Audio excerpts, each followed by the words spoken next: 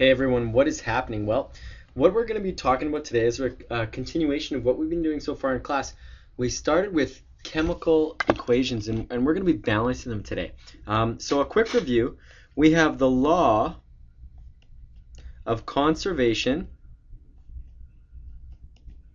of mass.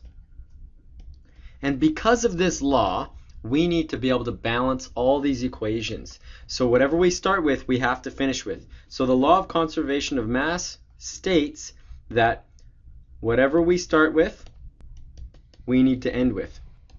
And what I'm going to do before we get into the 5 questions that we're going to do from the homework today or from the work today, we're just going to do a couple simpler ones and we're going to talk about balancing them. So what we have is, for first example, we've got NaI plus AlCl3, and that, when we combine those two together, we get NaCl plus AlI3. Well, we've talked a lot about balancing these equations, so what we're going to do is we're going to write down the elements that we have. We've got sodium, we've got iodine, we've got aluminum, and we've got chlorine. So right underneath that arrow, you're going to put down all the elements that's involved with this reaction. Then we're going to put down some lines underneath our plus signs. Then we ask ourselves, well, how many NAs do we have on the left? Well, we have 1. How many NAs do we have on the right? 1. Then we go to I. How many iodines do we have? We have 1.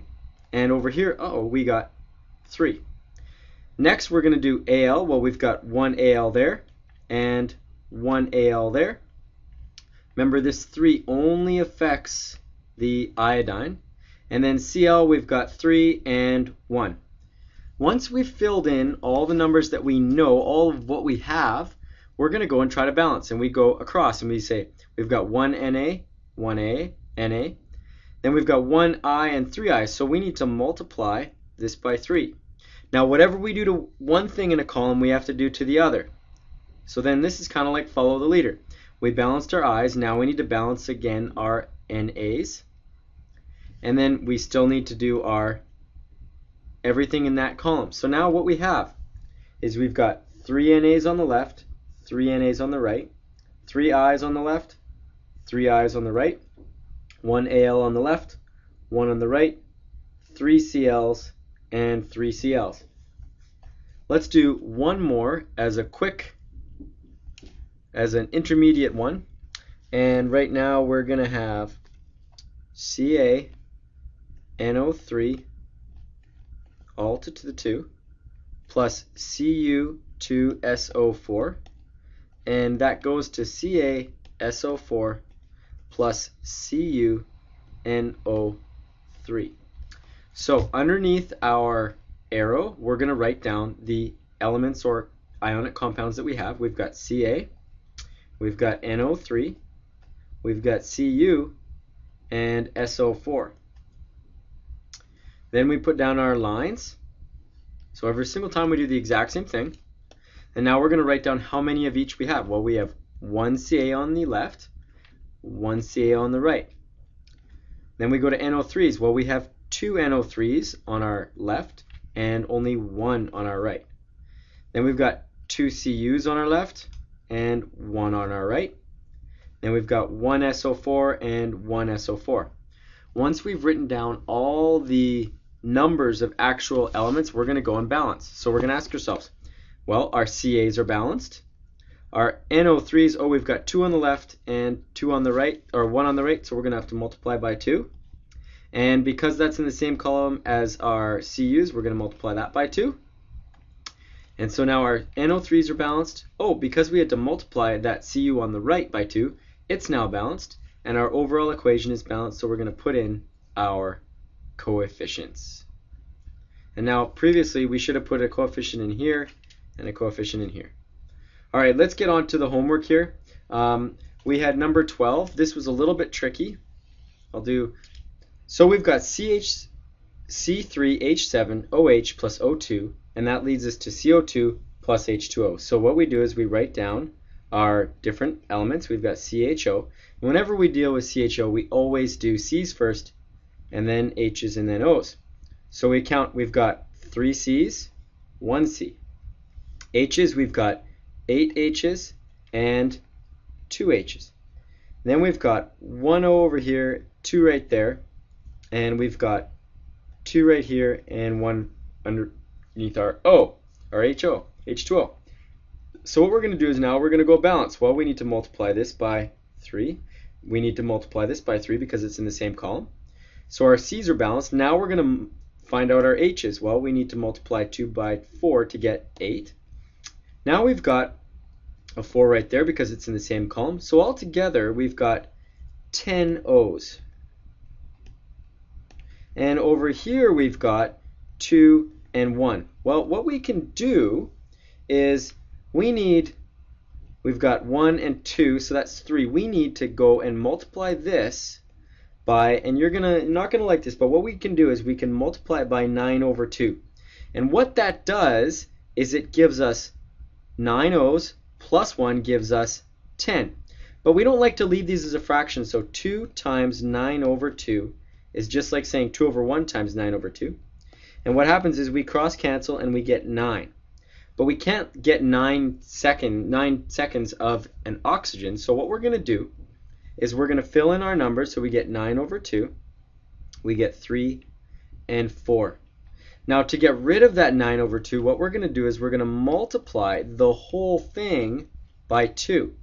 So what we get in the end is we get 2 C3H7OH plus 9 O2, and that we get this times 3 as well, so we have 6 CO2 plus 8 H2O. That's a tricky one, but we need to be able to do that fraction just in case. Alright, let's try number 14. And we had number 14 looked like this. We had C6H12O6 plus O2 equals CO2 plus H2O. We write down our elements, CH and O, and we write down lines underneath our plus signs. Then we count. Well, we have got 6 C's, then we have 1 C. Then we go to our H's. We've got 12 H's, and we've got 2 H's. Then we've got 6 O's and 2 O's on the left, and then we've got 2 O's and 1 O. So let's go and balance our C's to start. So we need to multiply that by 6, and because that's in the same column as this 2, we need to multiply it by 6 as well. So our C's are balanced. Let's go through our 12's, our H's, and we're going to multiply by 6 here so that those are balanced at 12. Well, we also need to balance this one and multiply that by 6. Okay, so we've done our C's, we've done our H's, and now our O's.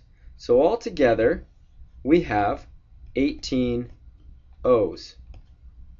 Over here, we've got 6 and 2. Well, what times 2 can give us 12? So we're going to multiply it by 6.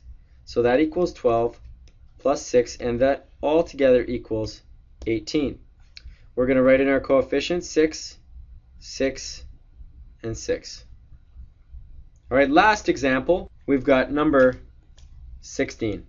Number 16 looked like this. We had Al plus H2SO4, and that turned into H2 plus Al2SO4 to the 3. We write down our elements, Al, H, SO4. We put our lines down. And now we count. So we've got 1 Al and 2 Als.